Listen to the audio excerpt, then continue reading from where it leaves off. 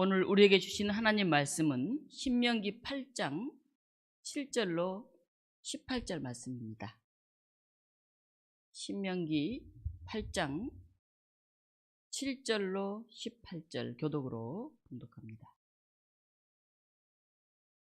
내 하나님 여호와께서 너를 아름다운 땅에 이르게 하시나니 그곳은 골짜기든지 산지든지 시내와 분천과 샘이 흐르고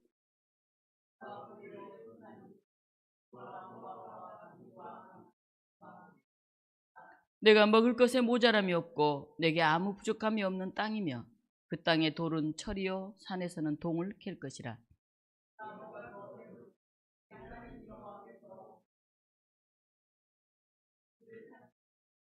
내가 오늘 내게 명하는 여호와의 명령과 법도와 규례를 지키지 아니하고 내 하나님 여호와를 잊어버리지 않도록 삼갈지어다.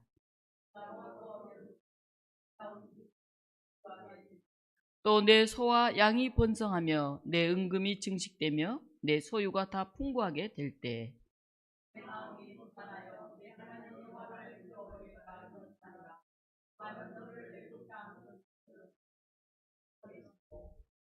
너를 인도하여 그 광대하고 위험한 광야 곧 불뱀과 전갈이 있고 물이 없는 간조한 땅을 지나게 하셨으며 또 너를 위하여 단 한 반석에서 물을 내셨으며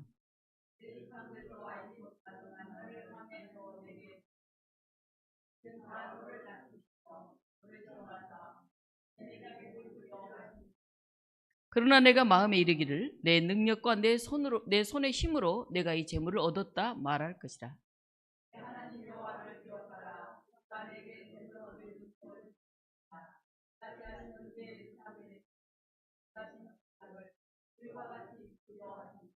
아멘. 오늘 이 본문을 가지고 기억하라 라는 제목으로 말씀 증언합니다. 어제 우리 유승주 집사의 결혼식이 있었습니다. 젊음은 참 아름답다 하는 생각이 들었습니다. 박장호 집사님, 정다혜 집사님 그리고 온 교우들이 축복했습니다. 서정주 선교사님은 멀리서 오지 못하지만 유승주 집사가 태어나던 순간을 기억하면서 교우 톡방에 글을 올렸습니다. 늦둥이로 태어나던 그때 온 교우가 함께 기뻐했고 독립문교회에서 태어나고 자라서 결혼하는 역사적인 순간이라고 하면서 결혼식 비디오라도 꼭 보고 싶다 이렇게 글을 올렸습니다. 기억한다는 것, 그건 참 귀한 일입니다. 우리가 지난 날들을 기억하지 않고 그냥 흘려보낸다면 우리의 삶은 참 몸이 건조할 것입니다. 여러분은 인생에 있어서 어떤 것들을 기억하고 계십니까? 돈 많이 번 것, 시험에 합격한 것, 사랑하는 사람과의 만남, 어떤 이들은 너무 아프고 한이 된 일을 기억하고 있을지도 모릅니다. 여러분들 마음에 크게 기억되는 것 세 가지를 지금 말해보라고 한다면 여러분은 무슨 것을 얘기하시겠습니까? 세 가지 생각나시나요?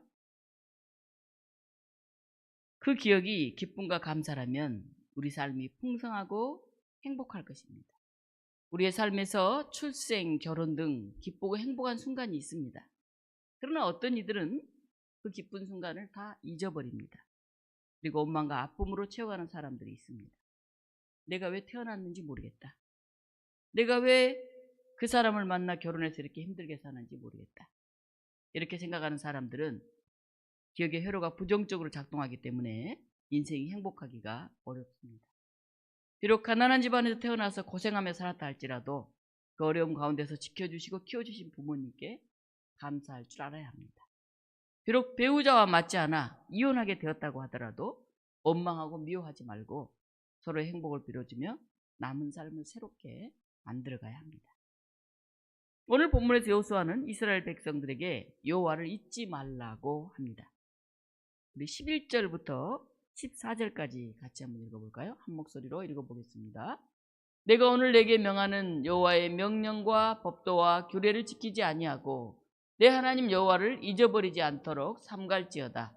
내가 먹어서 배부르고 아름다운 집을 짓고 거주하게 되며 또 내 소와 양이 번성하며 내 은금이 증식되며 내 소유가 다 풍부하게 될 때에 내 마음이 교만하여 내 하나님 여호와를 잊어버릴까 염려하노라. 여호와는 너를 애굽 땅 종되었던 집에서 이끌어 내시고. 네. 내 마음이 교만하여 내 하나님 여호와를 잊어버릴까 염려하노라. 풍요가 자칫 재앙이 될 수 있음을 경고하는 말씀입니다. 약속의 땅 가나안에 정착해 살게 되거든 하나님을 잊지 않도록 조심해라. 먹을 것이 없고 마실 물이 없는 광야에서도 하나님은 만나와 메추라기로 먹이셨고 바위의 샘이 솟아나게 하여 물을 주신 그 하나님을 잊지 않도록 조심하라. 이렇게 누누이 강조하고 있습니다. 지금 우리가 누리는 것은 어디서 온 것일까요? 우리 17절부터 18절 같이 한번 읽어보겠습니다.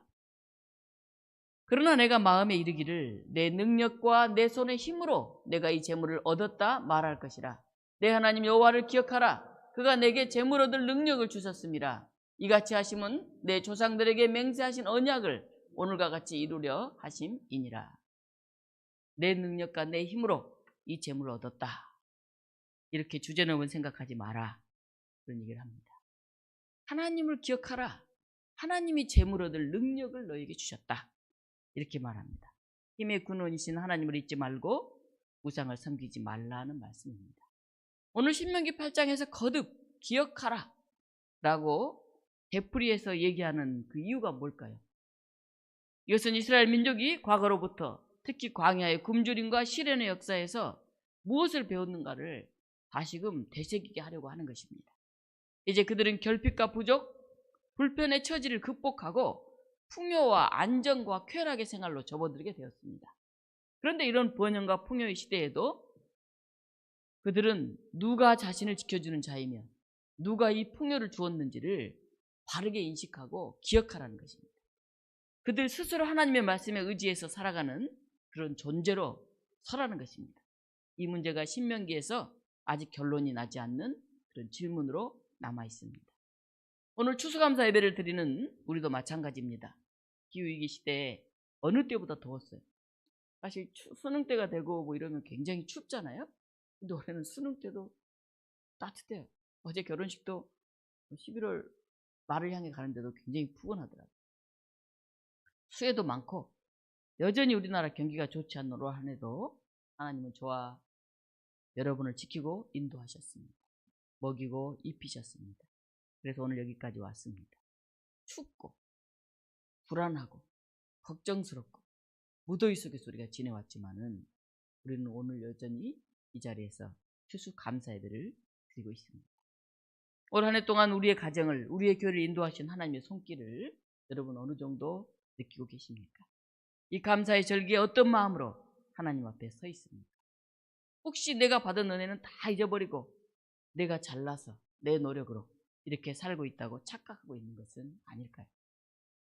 여러분도 자녀를 키워보셔서 잘 알지만 한 사람이 생명으로 태어나서 사람 노릇하기까지는 정말 많은 정성과 수고가 들어갑니다. 우리 연우 한 3년 잘 키웠을까요? 네.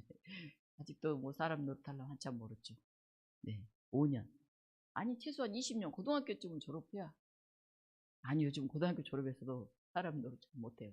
30살 정도 돼가지고 그래도 시집장가 가면 다행이죠. 자립하면 다행이죠. 그 이상 관심과 사랑을 쏟아야 스스로 서게 됩니다. 저와 여러분이 이 자리에 있는 것은 내 힘으로 여기까지 온 것이 아니다 라고 하는 사실입니다. 우리 인간은 망각의 동물이라고 합니다. 그리스 신화에 레테라는 말이 있어요. 망각의 강이라는 뜻인데요. 고대 그리스와 로마인들은 죽음의 신이 다스리는 저승에 5개의 강이 흐른다고 그렇게 믿었어요. 사람이 죽으면 고통의 강, 통곡의 강 이런 강들을 다 지나는데 마지막 강이 레테라고 하는 망각의 강입니다. 이 강을 건너는 동안에 이승의 모든 기억을 지우기 위해서 그 강물을 마시게 합니다. 마시면 싹 잊어버리고 이제 새로운 차원의 삶으로 넘어갑니다. 망각은 장점과 단점이 있습니다. 부정적인 것, 슬픔, 고통 등을 잊어버리는 것이 좋을 수 있어요. 그러나 때로는 그 아픔과 슬픔의 순간을 기억하면서 그것을 이겨내게 했던 힘, 사랑, 사람, 그걸 잊지 말아야 해요. 레테의 강물을 마셨다 해도 잊어서는 안 될 것이 있는데 바로 생명의 근원이시오 세상의 창조주이신 여호와 하나님을 잊어서는 안 됩니다. 성 아우구스티누스는 기독교 신앙은 인간을 감사하는 사람으로 만드는 것이다 이렇게 말했습니다. 이 감사와 감격이 우리로 하여금 망각의 강을 초월하여 하나님과 함께 동행하게 만듭니다. 시편 50편 22절 23절 말씀입니다. 하나님을 잊어버린 너희여 이제 이를 생각하라. 그렇지 아니하면 내가 너희를 찢으리니 건질 자 없으리라.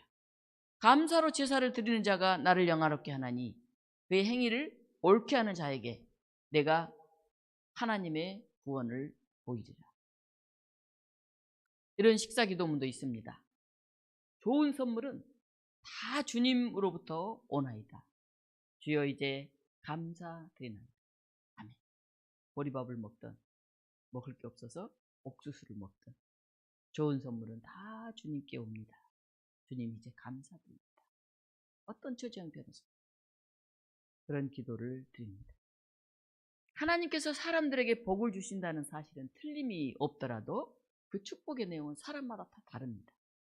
사람에게는 각기 다른 은사가 주어졌습니다. 동물들만 해도 다 다르죠? 말은 잘 달려요. 소는 힘이 셉니다. 독수리는 하늘 높이 납니다. 하나님 주신 독특한 모습과 역할이 있어요. 하나님은 여러분들을 기성풀처럼 기계에서 뚝뚝뚝 찍어내신 게 아니에요. 한 사람 한 사람을 맞춤형으로 명품으로 만드셨어요. 여러분들은 하나님이 주신 자기 재능과 은사에 감사하면서 그것을 잘 개발해서 하나님이 쓰실 수 있도록 자신을 내어 맡겨야 해요. 그저 그렇게 찍어낸 기성품이 아닌 특별한 명품 인생을 여러분은 살아가셔야 합니다. 자신을 남과 자꾸 비교하지 말고 지난주에 얘기했듯이 한 달란트 받았다 어마어마한 거 받아놓고도 그렇게 착각하지 말고 자신이 가장 잘할 수 있는 개성과 특성을 살려나가다 보면 하나님의 말씀이 실제로 실현되는 그런 놀라운 은혜를 체험할 것입니다. 역대상 29장 12절로 14절에 이런 고백이 나옵니다. 부와 귀가 주께로 말미암고 또 주는 만물의 주제가 되사 손에 권세와 능력이 있사오니 모든 사람을 크게 하심과 강하게 하심이 주의 손에 있나이다. 우리 하나님이여 이제 우리가 주께 감사하며 주의 영화로운 이름을 찬양하나이다. 나와 내 백성이 무엇이기에 이처럼 즐거운 마음으로 드릴 힘이 있었나이까. 우리가 주의 손에서 받은 것으로 주께 드렸을 뿐입니다. 본복이라는 게 있어요. 자기에 주어진 복. 그걸 지나치게 강조하면 부작용이 크죠. 그러나 자기 본복을 너무 또 무시하면 그로 인해서 육체적 심리적 불행이 또 크죠. 하나님이 나에게 주신 복, 어떤 사람은 1달란트, 어떤 사람은 2달란트, 어떤 사람은 5달란트. 그걸 기억하면서 귀하게 여기면서 감사하면서 최선을 다해 살아가십시오. 우린 돈이 많으면 좋겠다고 생각해요. 그러나 물질적 복에는 늘 위험이 도사리고 있습니다. 핵주먹으로 불리는 권투 선수 타이슨이 있어요. 여러분들 잘 아시겠죠? 그는 주먹 하나로 많은 돈을 벌었어요. 그리고 힘세고 능력 있는 사람으로 인정을 받았습니다. 이제 타이슨이 더글러스와 챔피언전을 하게 되었을 때 사람들은 다들 타이슨이 이기리라 그렇게 생각했습니다. 그런데 그는 패배하고 말았어요. 저 핵주먹 타이슨 왜 졌나 하고 보니까 그의 사생활이 엉망이었어요. 타이슨은 싸울 때마다 계속 이겨서 명예가 쌓이고 돈을 많이 벌게 되니까 좀 마음이 방탕해졌어요. 그래서 본처와 이혼하고 다른 사람과 결혼해 살면서 본처에게는 또 다른 사람과 결혼을 못하게 막 막는 등 여자 관계가 굉장히 복잡했어요. 그래서 머리 깎인 삼손처럼 맥없이 그렇게 무너지고 만 것이에요. 여러분 E.T. 아시죠? 네, E.T. 영화의 주연이었던 메리모 양이 있어요. 어린 나이에 그가 인기가 굉장히 올라가서 돈을 많이 벌게 됐죠. 9살 때 그는 나이트클럽을 다녔고요. 10살 때 마리화나를 피웠고요. 12살 때 코카인을 흡입해가지고 결국 그녀는 알코올과 마약에 중독돼서 폐인이 됐다시피 했어요. 나중에 메리모 양은 이렇게 고백했어요. E.T.로 인해서 내가 인기가 올라가고 유명해지면서 내 인생의 방향은 잘못되기 시작했다. 상총고라는 책에서는 이렇게 말합니다. 북이라는 것은 몸 밖의 물건이다. 엎어지고 나면 하루아침에 곧바로 재앙으로 변할 수 있다. 이와 같이 성공하고 복을 받은 후에는 더 큰 위험이 도사리고 있다는 것을 우리는 명심해야 돼요. 복 받는 것도 중요하지만 복 받은 후에 타락하지 않는 것이 더 중요합니다. 그래야 지금의 성취가 더 큰 성취로 이어질 수 있기 때문에 그렇습니다. 오늘 신명기 8장에서 여호수아는 40년 동안의 광야 생활을 끝내고 꿈에도 그리던 적각을 그리는 가나안을 목전에 두고 거기서 이제 축복을 누리고 살게 될 이스라엘 백성에 경고합니다. 8장 12절. 내가 오늘 내게 명하는 여호와의 명령과 법도와 규례를 지키지 아니하고 내 하나님 여호와를 잊어버리지 않도록 삼갈지어다. 12절. 내가 먹어서 배부르고 아름다운 집에 거주하게 되며 13, 14절. 또 내 소와 양이 번성하며 내 은금이 증식되면 내 소유가 다 풍부하게 될 때 내 마음이 교만하여 내 하나님 여호와를 잊어버릴까 염려하노라. 여호수아는 사람이 좀 살만해지면 교만해져 가지고 자기가 여기까지 있게 한 사람들의 은혜를 다 잊어버리고 자기가 잘나서 그런 줄 알고 하나님까지도 잊어버리고 멋대로 행동하지 마라. 미리 경고합니다. 그런 착각은 단지 은혜를 잊어버리고 하나님을 잊어버리는 망각으로만 끝나지 않는다는데 더 큰 문제가 있어요. 19절입니다. 만일 내 하나님 여호와를 잊어버리고 다른 신들을 쫓아 그들을 섬기며 그들에게 절하면 내가 너에게 증거하노니 너희가 정령이 멸망할 것이다. 나중에 펼쳐진 이스라엘 역사를 보면 이 말씀 그대로 됐어요. 자신들이 잘 살게 해주는 하나님을 잊어버리고 다른 신들이 복을 준다고 믿고 이 신 저 신 섬기다가 북왕국 이스라엘은 아시리아 제국에게 멸망하고 남왕국 유다는 바벨론에게 망해버렸어요. 어플로엔자라고 하는 단어가 있습니다. 부유함, 부자병 그런 뜻이에요. 어플로엔자라는 제목의 다큐멘터리를 제작했던 TBS 방송은 이 단어를 이렇게 말했어요. 어플로엔자는 부자병이라는 건데 첫 번째는 상류층을 따라가려고 노력하는 동안에 생기는 그런 감정이다. 두 번째는 아메리칸 드림을 추구한 결과로 생긴 질병으로 스트레스, 과로, 탈진, 채무 상태 등의 증상을 낳는다. 셋째, 경제 성장에 대한 중독. 결코 중독시킬 수 없다. 그렇게 말했어요. 부자가 돼도 또 되고 싶은 결코 충족시킬 수 없는 그런 병이라는 거. 미국이 부자병에 걸려있다는 사실은 오래전부터 알려졌어요. 아메리칸 드림이라는 것은 원래는 모든 사람에게 차별 없이 기회가 돌아가는 정의로운 사회를 세우자는 꿈이었어요. 그 광활한 땅 미국으로 사람들이 몰려들어서 미국 모자이크라고 하잖아요. 단일 민족이 아니죠. 거기 가면 기회의 땅, 민주주의가 이루어지는 땅, 축복의 땅이다. 다 모여들었죠. 청교도들을 비롯해서 많은 사람들. 그런데 어느 사이에 기회의 땅에서 마음껏 벌어보자고 하는 탐욕의 꿈으로 아메리칸 드림이 바뀌었어요. 우리 70년대 이럴 때 우리나라 사람들도 미국으로 많이 건너갔죠. 여기서 다 대학 나오고 똑똑한 사람들인데 거기 가서 광부, 간호사, 세탁소, 슈퍼마켓 이런 거 하면서 거기서 좀 돈 좀 벌고 살아보겠다고 많이 갔죠. 그러다가 부자가 되기 위해서는 수단과 방법을 가리지 않을 정도로 타락해서 부자병 바이러스가 폭넓게 퍼졌어요. 한국 사람 현금을 갖고 있다고 하더라. 그래서 한국 상점을 막 복면성 권총 그리고 강도들이 들어와서 죽이고 돈 빼앗아가는 일이 비일비재하잖아요. 누구에게나 기회가 주어졌고 정직한 사람은 얼마든지 잘 살 수 있는 정의로운 사회라고 평가받던 미국도 아주 빠르게 타락했어요. 과거에는 미국은 부자는 굉장히 존경받는 사람이었어요. 왜냐하면 공정사회 룰을 지키고 정직하고 근면하게 일해서 부자가 된 사람들이 많았기 때문에 부자는 세금도 성실하게 납부하고 사회를 위해서 자신의 재산을 후하게 기부했어요. 기부 문화가 굉장히 많죠. 자식들에게도 살 만큼만 물려주고 지역사회에 대학을 세우거나 도서관을 짓거나 그래서 굉장히 존경받는 그런 사람들이었어요. 때문에 자기가 크게 부자가 되지 않아도 물론 뭐 억울하게 생각하지 않았어요. 부자들이 사회를 위해서 나누니까. 또 좀 가난해도 그렇게 뭐 억울하지도 않았어요. 가진 사람들이 더불어 사니까요.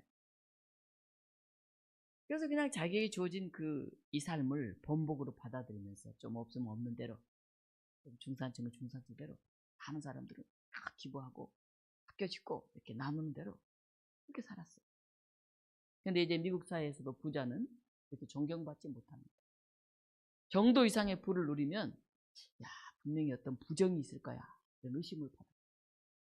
세금 포탈, 불법 재산 상속 비일비재하잖아요. 우리나라도 부자들이 변호사 사면 세금을 덜 내고 어떻게 하면 자식들한테 많이 물려줄까 이런 거 하려고 그러잖아요. 자신의 부를 자기 욕심을 채우는 수단으로만 사용한 데서 이렇게 비롯됐죠. 한때 미국 의회원 중에 57명이 미국 상위 1%의 부자들이었다고 그래요. 미국의 민주주의가 금권주의로 타락하고 있다고 증거죠.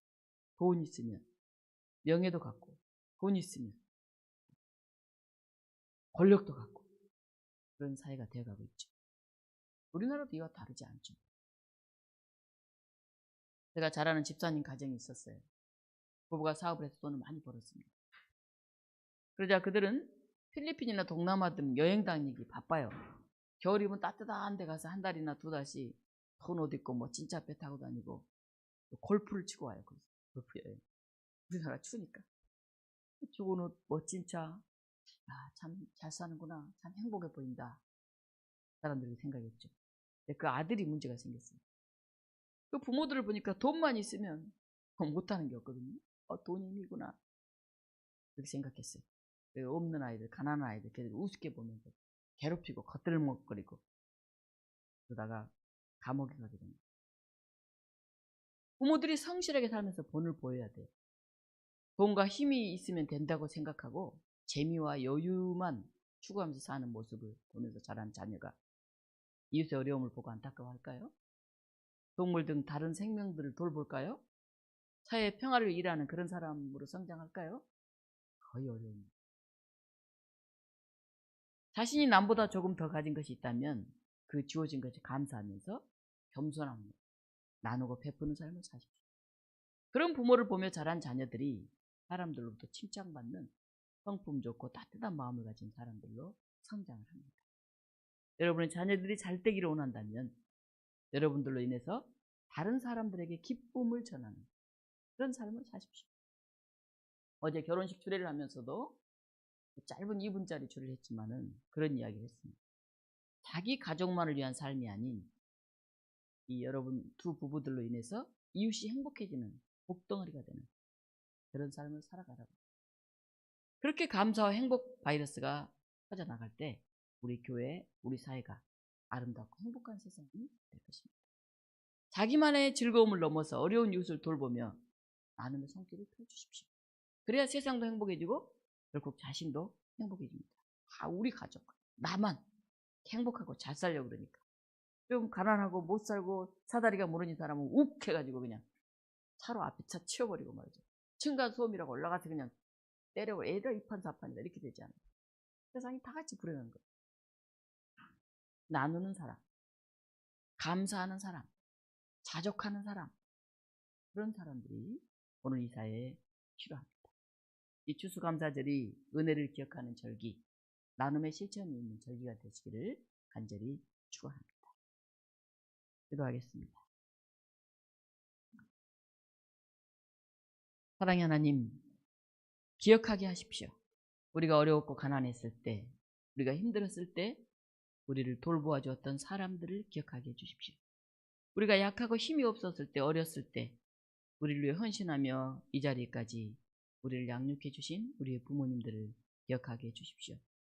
하나님, 여전히 우리가 어렵고 지치고 힘들 때가 많지만은 하나님께서 만나와 메추라기로 우리를 먹이시고 바위에서 샘이 솟아나게 하신다는 사실을 기억하게 하여 주시옵소서. 그래서 오늘 감사가 온전한 감사가 되게 하여 주시옵소서. 예수 그리스도 이름으로 기도하옵나이다. 아멘. 말씀 송 함께 부르겠습니다.